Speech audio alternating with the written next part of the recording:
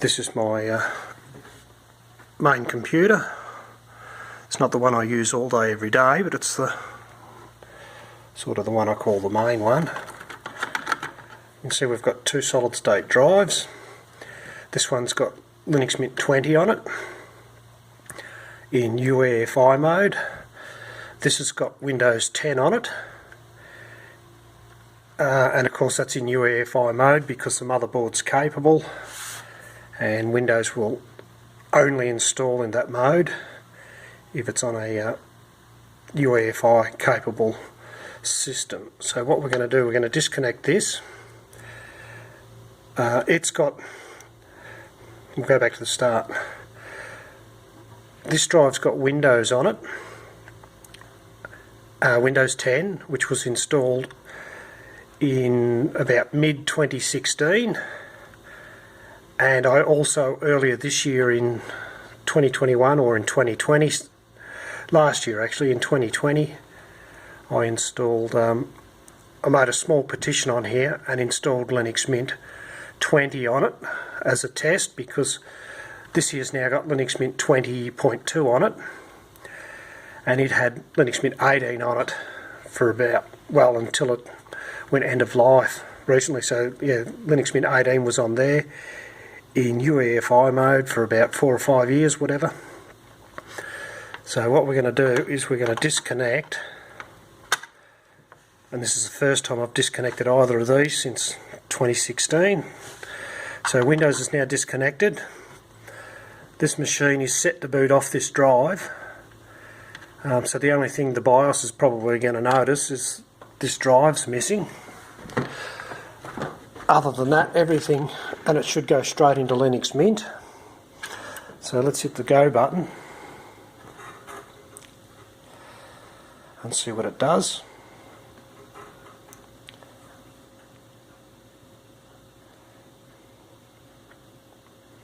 I should get the same grub menu with Windows 10 and the other Linux distro that's on the Windows drive, so we'll just stop there for a moment. So that's its default up the top, Linux Mint 20.2. There's Windows, which will obviously fail if I try and boot it, and there's the other version of Linux on that small partition with on the Windows drive. So let's go back up here. That should boot up. Should see the Linux logo there in a moment.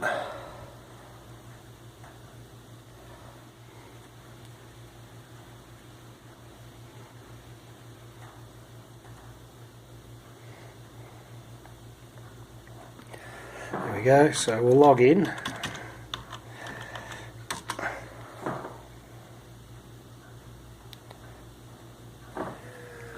And I'll start Cairo Doc, and let's run disks. So now normally over here there's the 128 gigabyte Samsung. Normally under that is the 120 gigabyte SanDisk, but it's obviously not there. And we can see here, this here's EFI system. There, 128 gigabyte extension 4, and they're just, these others are just a couple, some optical drives and a couple of other hard drives there for data. So let's now shut it down.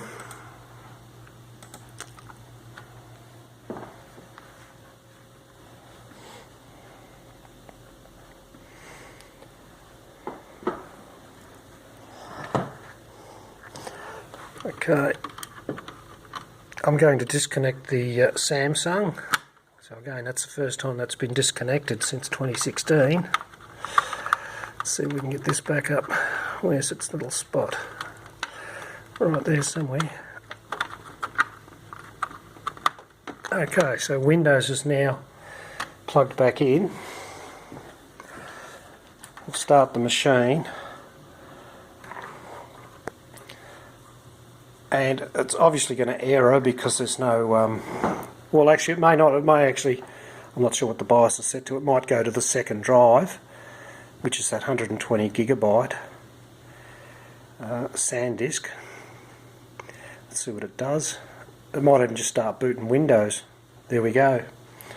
So now it's just booting Windows. So obviously I've got that drive as the set. If you can't find the first one, go to the second one.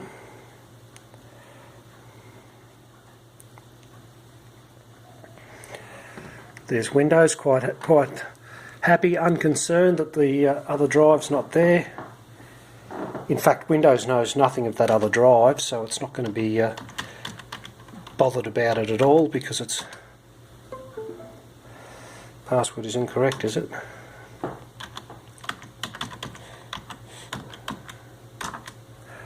There we go, there's Windows. And we'll just let's go to the, where is it, disk management. That other drive normally shows up just as a,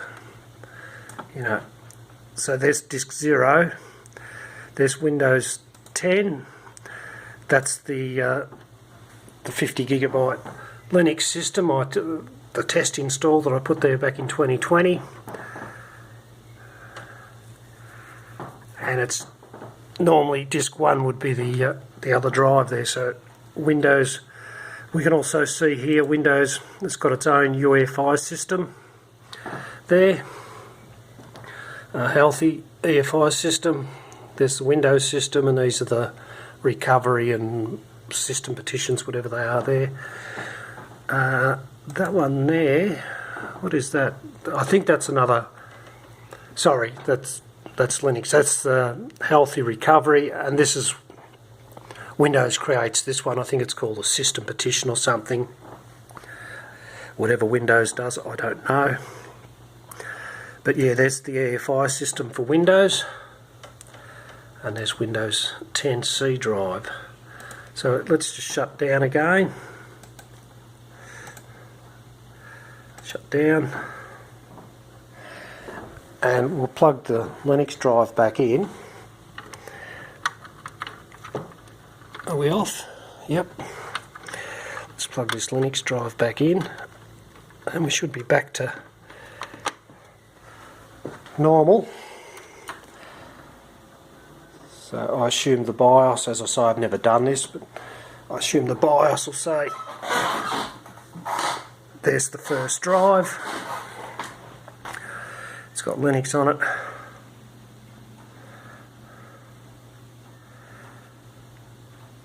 So normally I'll stop again when we get the boot menu here. Normally to boot Windows, grub from the Linux drive that we've. Oh, it's going straight into Windows. So it's probably automatically shifted the drives in the BIOS. We'll try a restart and see what we get. As I say, I've never really messed around with this system like this before. Where are we?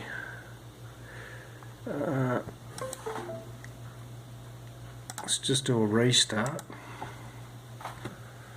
and see.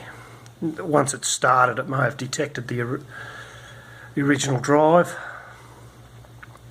I'm not sure what's going to happen there.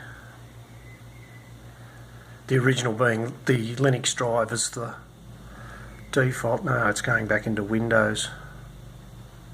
We'll pause there for a moment, and I'll just fix the BIOS. Done. So I've disconnected the Windows drive again. So hopefully now it'll recalibrate itself and stick the Linux drive back as the main drive, which it has.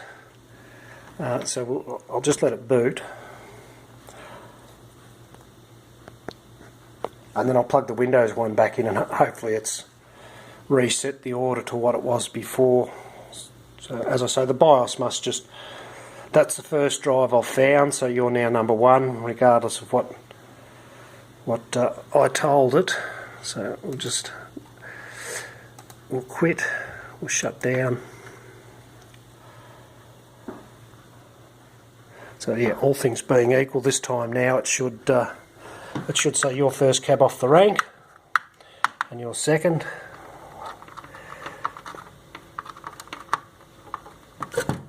let's see what we get this time.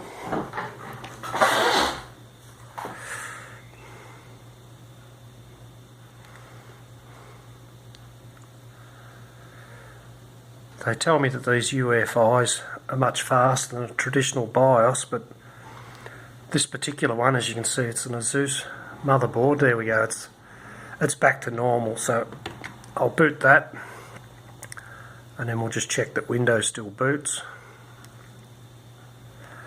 once we get up to the login screen here. Yeah, they tell me these things are faster than a traditional BIOS, but it's not been my experience with this particular board, so I'm not going to bother logging in just yet. Let's quit and we'll do a restart. Yes, my old dual core went through the grub menu much faster than this system does, but that's the nature of the beast. So there we go. So this is the grub menu off the Linux drive, and now I'm going to go to Windows, even though you can see there SDB2, so it's on the second drive, and then we can see there that the other Linux system on the Windows drive is on SDB as well, and it's not showing SDA for the top one there, which is the main system that I use. So let's go to Windows. Okay, it's having a little bit of a hissy fit there. I might have to go back into the BIOS and fix that, I think.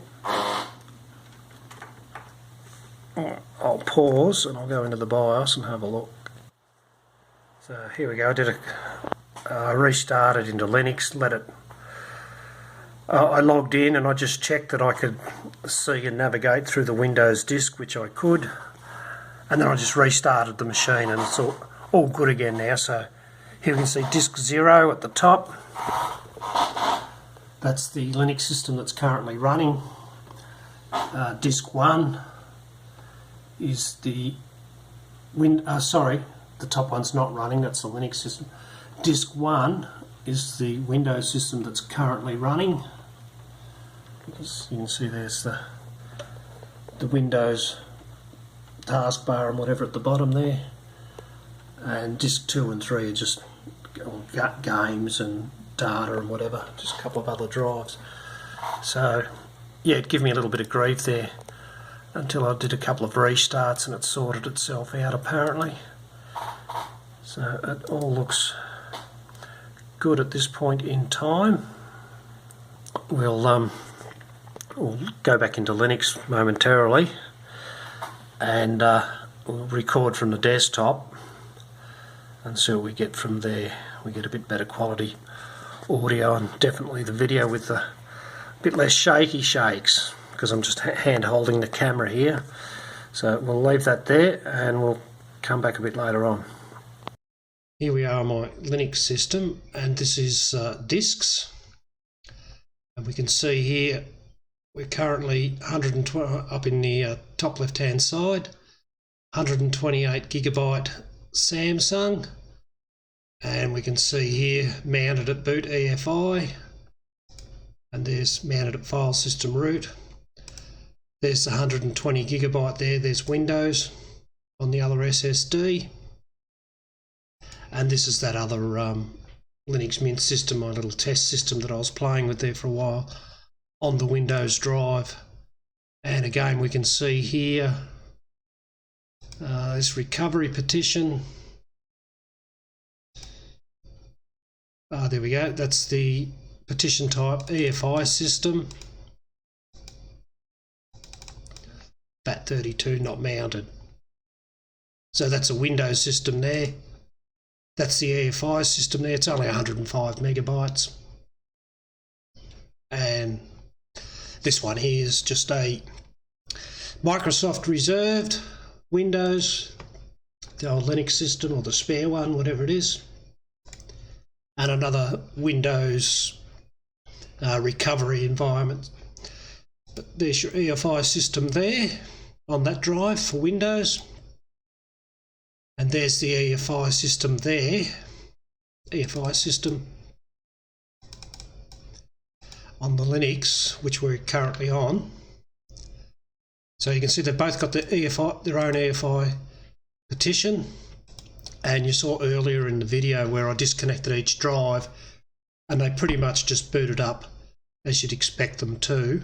The only thing I had a little bit of grief, the BIOS not quite remembering which drive was what. There, give me a little bit of grief for a few minutes, but we're all good now.